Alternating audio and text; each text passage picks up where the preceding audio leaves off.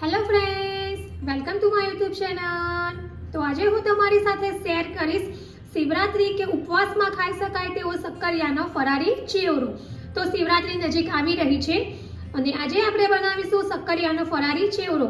તો તમે પણ જો એકનો એક ફરાર ખાઈને કંટાળી ગયા હો તો આજે હું તમારી સાથે શક્કરિયાનો એક અલગ જ ટાઈપનો ચેવડો લઈને આવી છું અને આ જે ચેવડો છે તે સ્વાદમાં તો એકદમ ટેસ્ટી એવો લાગે છે અને આ ચેવડો છે તે કચ્છનો ફેમસ ચેવડો છે।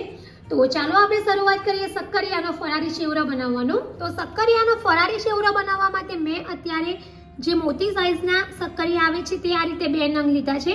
ત્યાર પછી મીઠો લીમડો છે, ત્યાર પછી સિંગદાણા છે, ત્યાર પછી ડ્રાયફ્રૂટ છે, એમાં કાજુ અને બદામ છે જેને આ રીતે મેં 2 પીસ કરી લીધા છે। ત્યાર પછી લાલ સૂકી દ્રાક્ષ છે અને ગ્રીન લીલા મરચાં છે જેને આ રીતે મેં સમારી લીધા છે। તો ખૂબ જ સિમ્પલ એવો ચેવડો છે અને ખૂબ જ ઝડપથી તૈયાર થઈ જાય એવો ચેવડો છે। તો ચાલો આપણે શરૂઆત કરીએ શિવરાત્રી સ્પેશિયલ ફરારી ચેવડો બનાવવાનો। તો શક્કરિયાનો ફરારી ચેવડો બનાવવા માટે મેં અત્યારે આ રીતે 2 નંગ શક્કરિયા લીધા છે અને આ રીતે જે મોટી સાઈઝના જે જાડા શક્કરિયા આવે છે તે જ લઈશું અને હવે આપણે આ રીતે ચપ્પુની મદદથી શક્કરિયાની જે છાલ છે એને બહાર કાઢી દઈશું।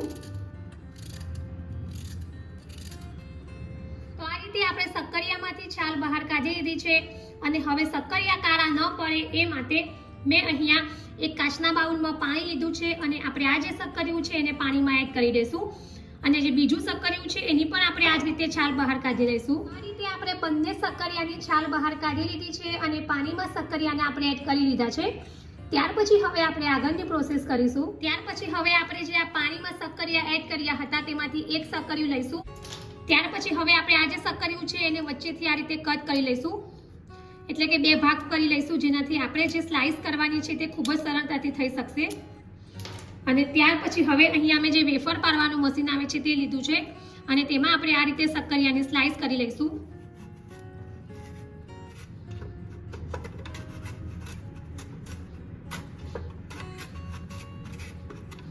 તો આ રીતે આપણે બધી જ શક્કરિયાની સ્લાઈસ કરી લીધી છે અને હવે આપણી જે આ સ્લાઈસ છે કાળી ન પડે એના માટે મેં અહીંયા એક બાઉલમાં પાણી લીધું છે અને હવે આપણે આ જે સ્લાઈસ કરી છે એને પાણીમાં એડ કરી દઈશું।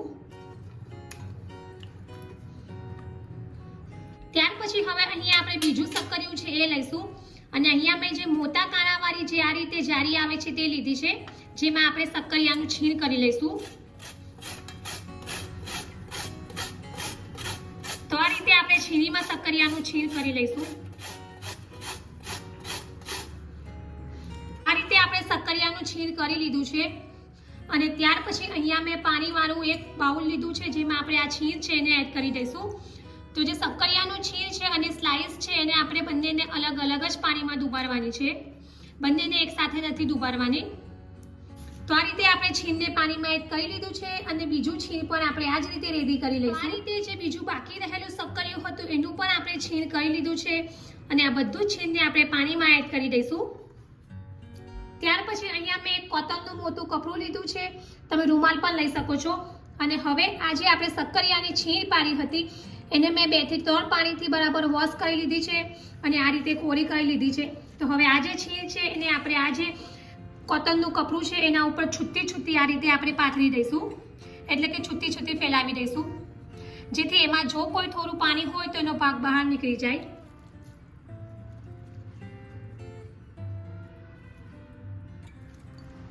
તો આ જ રીતે આપણે જે શક્કરિયાની સ્લાઈસ કરી હતી એને પણ મેં 2-3 પાણીથી બરાબર વોશ કરી લીધી છે અને હવે આપણે આ જે સ્લાઈસ છે એને પણ આપણે છૂટી છૂટી આ રીતે ગોઠવી દઈશું જેથી આ જે સ્લાઈસ છે એમાં પણ જો કોઈ પાણીનો ભાગ હોય તો એ થોડો બહાર નીકળી જશે।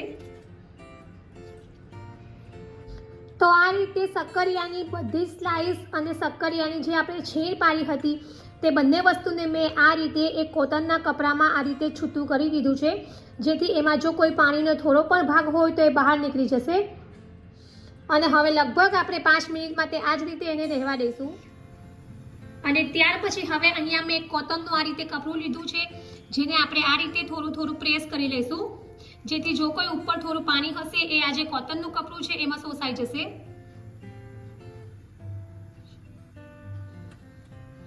અને આ જે સ્લાઈસ છે એમાં પણ આપણે આ જ રીતે પેસ્ટ કરી દઈશું જેથી સ્લાઈસ એકદમ સરસ કોરી થઈ જશે।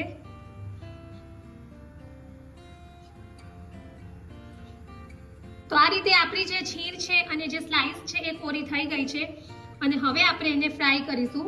પછી અહીંયા ઓઇલ ગરમ થઈ ગયું છે અને આપણે જે શક્કરિયાની સ્લાઇસ કરી હતી એને ઓઇલમાં ફ્રાય કરીશું. તો આ રીતે આપણે એક પછી એક સ્લાઇસ એડ કરતા જઈશું અને ગેસની ફ્લેમ અત્યારે આપણે મીડિયમ જ રાખીશું.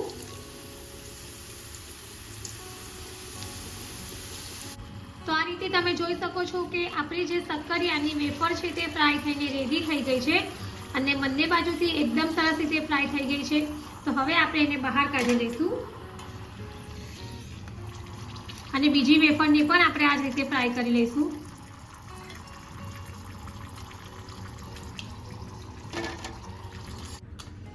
તો આ રીતે આપણી જે વેફર છે ફ્રાય થઈ ગઈ છે અને બીજી બધી વેફરને પણ આપણે આ જ રીતે ફ્રાય કરી લઈશું. તો આ રીતે આપણે શક્કરિયાની બધી જ વેફરને ફ્રાય કરીને રેડી કરી લીધી છે અને ત્યાર પછી હવે આપણે આગળની પ્રોસેસ કરીશું.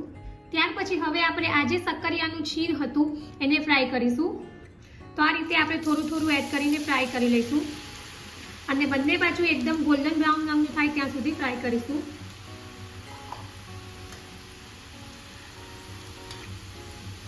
તો આ રીતે જે શક્કરિયાનું છીણ છે એ પણ એકદમ સરસ ક્રિસ્પી એવું ફ્રાય થઈને રેડી થઈ ગયું છે. તો હવે આપણે એને બહાર કાઢી લઈશું.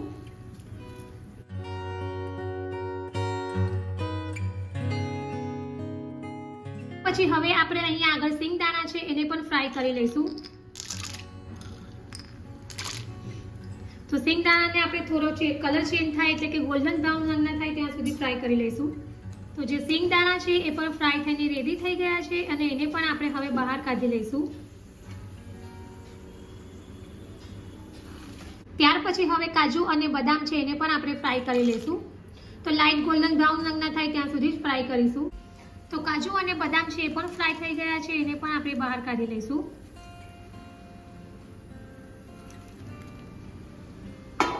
ત્યાર પછી હવે ગ્રીન મરચા છે એને પણ આપણે ફ્રાય કરી લઈશું.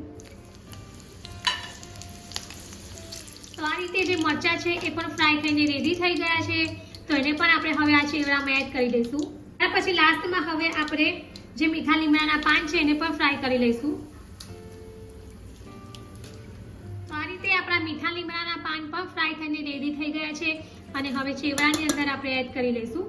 તો આ રીતે આપણી બધી જ વસ્તુ ફ્રાય થઈને રેડી થઈ ગઈ છે અને હવે આપણે આ જે ચેવડું છે એમાં થોડા સિમ્પલ એવા મસાલા એડ કરીશું. ત્યાર પછી હવે આપણે ચેવડામાં થોડી હળદર પાવડર એડ કરીશું. ત્યાર પછી હવે આપણે થોડું લાલ મરચું પાવડર એડ કરીશું. ત્યાર પછી હવે આપણે ચેવડામાં થોડું સિંધવ મીઠું એડ કરીશું. ત્યાર પછી હવે આપણે ચેવડામાં ઉપરથી થોડા સફેદ તલ એડ કરીશું અને હવે અત્યારે આપણે ચેવડામાં દરેલી ખાંડ એડ નથી કરતા કારણ કે જે શક્કરિયા છે એમાં નેચરલી મીઠાશ હોય જ છે. તો આ રીતે આપણે બધી જ વસ્તુને એકદમ સરસ રીતે હાથની મદદથી જ મિક્સ કરી લઈશું.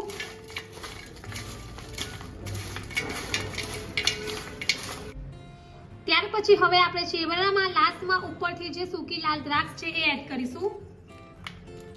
જો તમારે ફ્રાય કરીને એડ કરવી હોય તમે કરી શકો છો. તો આ રીતે આપણો જે શક્કરિયાનો ચેવડો છે એ રેડી થઈ ગયો છે અને હવે આપણે એને સર્વિંગ પ્લેટમાં સર્વ કરીશું. તો રેડી છે આપણો શિવરાત્રીમાં કે કોઈ પણ ઉપવાસમાં ખાઈ શકાય તેવો ફરાળી શક્કરિયાનો ચેવડો.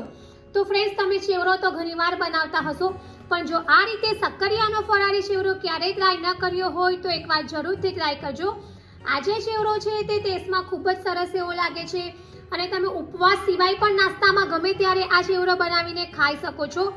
તો ફ્રેન્ડ્સ, તમે જો શક્કરિયાનો આવો ફરાળી ચેવડો ક્યારેય ટ્રાય ન કર્યો હોય તો એકવાર જરૂરથી ટ્રાય કરજો અને કમેન્ટ બોક્સમાં મને જણાવજો કે તમને મારી આ રેસીપી કેવી લાગી છે. જો તમને મારી આ શક્કરિયાના ફરાળી ચેવડાની રેસીપી પસંદ આવી હોય તો મારી ચેનલને લાઈક અને શેર જરૂરથી કરજો અને આવી જ બીજી નવી રેસીપીઓ જાણવા માટે મારી ચેનલને સબસ્ક્રાઇબ કરવાનો ભૂલતા નહીં. તો ફરી પાછા આવી નવી મજેદાર રેસીપી સાથે મળીશું. ત્યાં સુધી bye bye and thank you for watching my video.